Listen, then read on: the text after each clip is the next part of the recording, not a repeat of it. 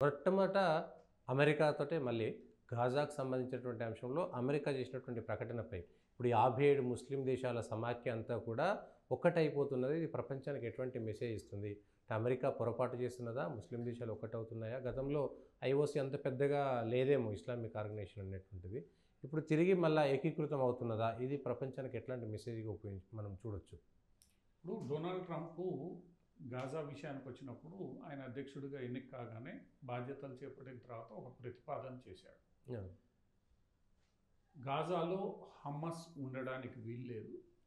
Gaza ఈరోజు అంటే America కూడా హమాస్ని ఉగ్రవాద సంస్థగానే పరిగణిస్తుంది. అది ఎప్పటి నుంచో గుర్తించింది. ఓకే, అమెరికా గుర్తించిన ఉగ్రవాద సంస్థల్లో హమ్మస్ ఒకటి. సో ట్రంప్ వచ్చిన తర్వాత చాలా స్పష్టమైన విధానాన్ని ట్రంప్ ప్రకటించాడు. గాజాలో హమస్ అధికారంలో ఉండడానికి లేదు, గాజాలో హమస్ ఉండడానికి వీలు లేదు. ఓకే, ఈరోజు గాజా మొత్తం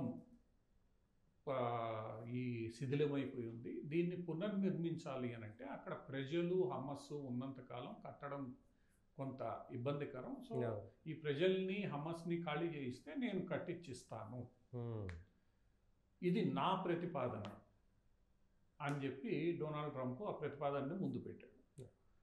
ఇది ఒక ప్రతిపాదన మాత్రమే.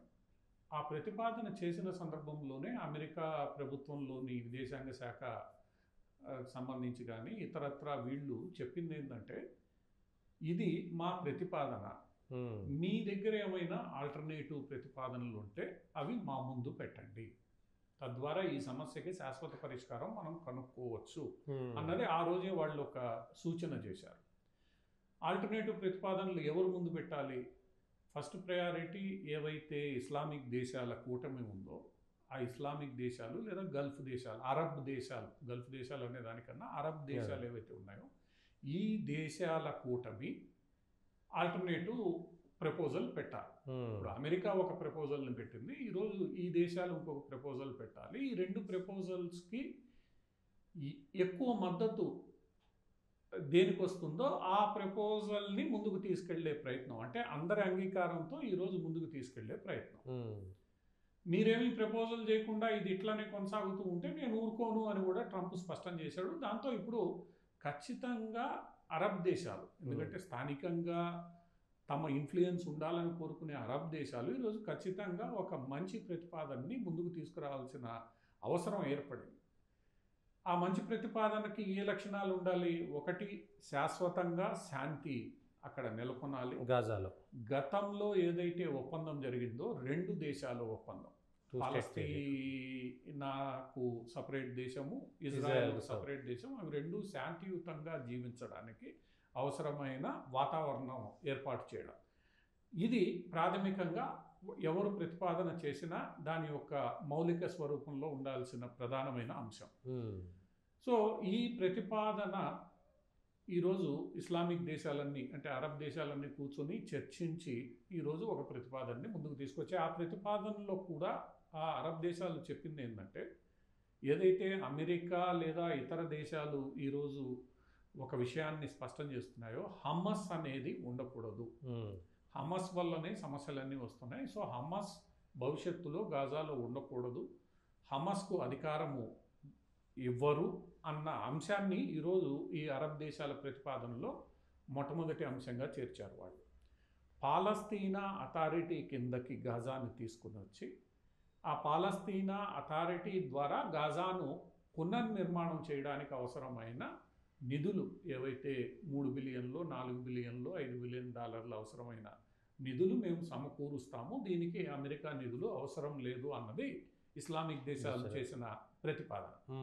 సో ఇది ఒక రకంగా ప్రపంచమంతా చెప్తున్నట్లు హమస్ అనేదే ఈ మొత్తం వ్యవహారంలో ప్రతిబంధకంగా ఉంది, శాంతి నెలకొల్పడంలో హమస్సే ప్రధాన సమస్యగా ఉంది, కాబట్టి హమాస్ను పూర్తిగా పక్కన పెట్టాలి, దాన్ని తీసివేయాలి. తీసివేసి రెండు దేశాల సిద్ధాంతం, 2 స్టేట్ థియరీ ఏదైతే 80ల్లో ఒప్పందం జరిగి శాంతి నెలకొల్పబడిందో దానికి అనుగుణంగా ఈ రెండు దేశాలని విడగొట్టి ఒకటి పక్కన శాంతియుతంగా సహజీవనం చేసేటట్లు చూడాలి అని, ఇదే విషయాన్ని ఈరోజు ఇస్లామిక్ దేశాలు కూడా చెప్పాయి. అందుకనే ఈరోజు ఇస్లామిక్ దేశాలు చెప్పిన దానికి యూరోపియన్ దేశాల మద్దతు వచ్చింది. ఇప్పుడు ఈ ప్రతిపాదన మీద అమెరికాకు కూడా పెద్ద అభ్యంతరం ఉండకపోవచ్చు, లేదు. ఎందుకంటే అమెరికా నిధులు ఖర్చు కావు, అవును. శాంతి నెలకొల్పబడుతుంది, రెండు దేశాల తీరుని అమెరికా కూడా అంగీకరిస్తోంది.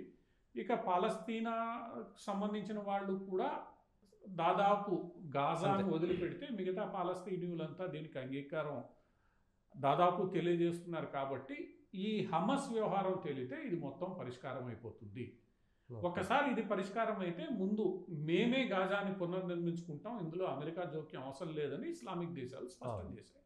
అది ఒక రకంగా మంచిదే, ఎందుకంటే తమ ప్రాంతంలో ఈరోజు ఎవరో వచ్చి ఇక్కడ మేము అంతా చేస్తాము అని చెప్పుకునే దానికన్నా ఈ దేశాలే ముందుకు వచ్చి చేశాము అని అంటే అది ఒక రకంగా అక్కడ శాంతి నెలకొల్పడానికి దోహదపడుతుంది. కాబట్టి ఇస్లామిక్ దేశాల ప్రతిపాదనను ఈరోజు యూరోపియన్ దేశాలు సమర్థించాయి, భారత్ లాంటి దేశాలు సమర్థిస్తాయి, అమెరికా కూడా దాంట్లో ఉన్న లోపాలు ఏమైనా ఉంటే సరి చేసుకొని సమర్థించే అవకాశాలు ఉన్నాయి. సో ఒక రకమైన ఏకాభిప్రాయం ఈరోజు గాజాకు సంబంధించి అన్ని దేశాల నుండి వస్తుంది. ఒకటి తీవ్రవాదం అంతమవుతుంది, తీవ్రవాదం అనే పేరుతో అరాచకం కుదరదు, అలా చేస్తున్న హమస్కి మేము మద్దతు ఇచ్చే అవకాశం లేదు, నిధులు ఇచ్చే అవకాశం లేదు, వాళ్ళని ప్రోత్సహించే పరిస్థితి ఏమాత్రం లేదు. ఇది హమస్ కూడా అర్థం చేసుకోవాలి. పాలస్తీనా అథారిటీయే అధికారిక పాలస్తీనా గుర్తింపు పొందిన ప్రభుత్వం, హమస్ కూడా దాని కింద పని చేయాల్సిందే, అంతేగాని మేమేదో విడిగా ఉంటాం చేస్తాం అన్నది కుదరదు అన్న స్పష్టమైన సందేశాన్ని ఈరోజు ప్రపంచం ఇస్తుంది. ఈ విషయాన్ని హమస్ అంగీకరించి హమస్ కూడా మార్పుకు అంగీకరిస్తే మొత్తం వ్యవహారం ఆటోమేటిక్గా సెటిల్ అయిపోతుంది. అంగీకరించకపోతే హమస్ ఈరోజు అన్ని వైపుల నుంచి ఇబ్బంది ఎదుర్కోవాల్సి వస్తుంది. ఒక ఇరాన్ తప్ప మిగతా ఎవరు హమస్కి మద్దతు ఇవ్వడానికి సిద్ధం లేదు. ఈరోజు ఇరాన్ కూడా తన ఇబ్బందుల్లో తానుంది. అమెరికా శాంక్షన్లు రేపు పెరిగే అవకాశాలు ఉన్నాయి, ట్రంప్ వ్యవహార శైలి ఎలా ఉంటుందో తెలియదు. అటువంటి పరిస్థితుల్లో ఈరోజు ఇరాను ట్రంప్కి రష్యాకి మధ్య ఉన్న స్నేహంతో రష్యా ద్వారా ట్రంప్తో మాట్లాడాలని ఇరాన్ ఇప్పటికే ప్రకటన చేసింది. రష్యా కూడా దానికి అంగీకరిస్తూ మేము మధ్యవర్తిత్వం వహిస్తాం ఇరాన్ న్యూక్లియర్ కార్యక్రమాన్ని ఆపు చేయడానికే. సో ఒక రకంగా ఇరాన్ కూడా రేపు హమస్కి మద్దతు ఇచ్చే అవకాశం లేదు. కాబట్టి ఈరోజు ఇరాన్ కూడా అప్పుల్లో ఉంది, పరిస్థితులు లేవు. ఈరోజు డొనాల్డ్ ట్రంప్ అక్కడ ఉన్నప్పుడు పక్కనున్న దేశాలకే గందరగోళంగా ఉన్నప్పుడు, ఇరాన్ పరిస్థితి ఇంకా అగమ్యగోచరంగా ఉన్నప్పుడు ఎవరి దేశాన్ని వాళ్ళు చక్కదిద్దుకునే పరిస్థితుల్లో ఈరోజు ఉన్న వేళ అక్కడ కుదరదు. ఈ విషయాన్ని హమస్ అర్థం చేసుకుంటుంది. అర్థం చేసుకోకపోతే అది హమస్కే ఇబ్బంది. కానీ ఒకటైతే స్పష్టం, ఈరోజు ప్రపంచ దేశాలన్నీ ఇంక్లూడింగ్ ఇస్లామిక్ అరబ్ దేశాలన్నీ చెప్తున్నది ఏంటంటే ఖచ్చితంగా హమస్ ఉండకూడదు, తీవ్రవాదం అనేది ఉండకూడదు, రెండు దేశాలు శాంతియుతంగా అక్కడ ఉండాలి, ఎవరి పాలన వాళ్ళు చేసుకోవాలి. వన్స్ ఫర్ ఆల్ ఈ మొత్తం ఇష్యూ సెటిల్ అయిపోవాలి, దాంతో గల్ఫ్ ప్రాంతంలో శాంతి నెలకొల్పబడాలి అనేది ఈరోజు ప్రధానమైన చర్చ. అంటే ఇటు హౌతీలు ఉన్నారు, లేకపోతే హిజ్బుల్లా ఉంది, ఇవన్నీ కూడా రేపు ప్రమాదకరమే కదా. హమాస్ ఒకటిపోయినా కూడా వీళ్ళు కక్ష తీసుకునేటువంటి ప్రయత్నం చేస్తారు. ఇప్పుడు గత 1.5 సంవత్సరంగా ఇజ్రాయెల్ చేసిన యుద్ధంలో దానికి గల్ఫ్ దేశాలు కానీ అమెరికా యూరోప్ దేశాలు కానీ చాలా మౌనంగా మద్దతు ప్రకటించాయి. ఆ యుద్ధంలో ఒక అజెండా ప్రధానంగా వాళ్ళు అచీవ్ చేయడం జరిగింది. ఒకటి హమస్ని వీకెన్ చేస్తూ, హమస్తో పాటు హౌతీస్ని హిజ్బుల్లాని కూడా పూర్తిగా వాళ్ళు ఇబ్బంది పెట్టే ప్రయత్నం చేశారు, వాటిని ఎలిమినేట్ చేసే ప్రయత్నం జరిగింది. దాంట్లో ఇజ్రాయిల్ చాలా వరకు విజయాన్ని సాధించిందనే చెప్పొచ్చు. హిజ్బుల్లా ఈరోజు చాలా ఇబ్బందుల్లో ఉంది. హిజ్బుల్లా నాయకుడు ఈరోజు హిజ్బుల్లా కేంద్ర స్థానంలో పనిచేసే పరిస్థితి లేదు, ఇరాన్లో పోయి కూర్చోవలసిన పరిస్థితి. ఇంకొక డెవలప్మెంట్ జరిగింది ఏంటంటే, లెబనాన్లో కొత్తగా అధ్యక్షుడిగా బాధ్యతలు స్వీకరించిన వ్యక్తి ఇరాన్ను కాదని సౌదీ అరేబియాతో వెళ్ళి చర్చలు జరపడం. గత వారం రోజుల క్రితం జరిగిన ఈ సంఘటన ఏంటంటే, లెబనాన్ ఎప్పుడు ఇరాన్ హిజ్బుల్లాతో సఖ్యతగా ఉండేది, ఎందుకంటే వాళ్ళతో ఇబ్బంది నాకెందుకు అనుకునే పరిస్థితుల్లో లెబనాన్ ప్రజలు ఉండేవాళ్ళు. అటువంటి లెబనాన్ ఈరోజు మొట్టమొదటిసారి సౌదీ అరేబియా ప్రభుత్వాన్ని కలిసి సౌదీ ప్రిన్స్తో మాట్లాడి కొన్ని పరిష్కార మార్గాలు కనుగొనే ప్రయత్నం చేస్తోంది. దాని అర్థం ఏంటంటే హిజ్బుల్లాతో వెళ్ళడానికి లెబనాన్ కూడా సిద్ధంగా లేదు. ఇరాన్ కూడా ఈరోజు ఈ సంస్థల్ని ప్రోత్సహించడానికి సిద్ధంగా లేదు. కాబట్టి ఈ సంస్థల యొక్క వెన్నును ఇజ్రాయెల్ గత సంవత్సరంన్నర కాలంగా విరిచేసింది. కాబట్టి అవి మళ్ళా పుంజుకుంటాయి అన్నది పుంజుకోకపోవచ్చు. కానీ ప్రస్తుతం ఉన్న పరిస్థితుల్లో అవి పుంజుకోవడం కొంత కష్టసాధ్యమైన పని. ఎందుకంటే ఎవరి మద్దతు లేదు. ఇరాన్ మద్దతు ఆర్థిక సాయం లేదు, ఆయుధ సాయం లేదు, మద్దతు ఇచ్చే అవకాశం లేదు. ఇరాన్ కూడా ఈరోజు ఆర్థికంగా మద్దతు ఇచ్చే అవకాశం లేనప్పుడు ఈ సంస్థలు కూడా చేయగలిగింది ఏం లేదు. ఈ సంస్థలు కూడా ఈరోజు ఆ వాస్తవాన్ని అర్థం చేసుకోవాలి. లెబనాన్తో సహా ఎవరు కూడా మద్దతు ఇచ్చే పరిస్థితులు లేదు. అందరూ శాంతి కోరుకుంటున్నారు. కాబట్టి ఈ విషయంలో అందరి అభిప్రాయంతో మనము ఏకీభవిస్తే మంచిది.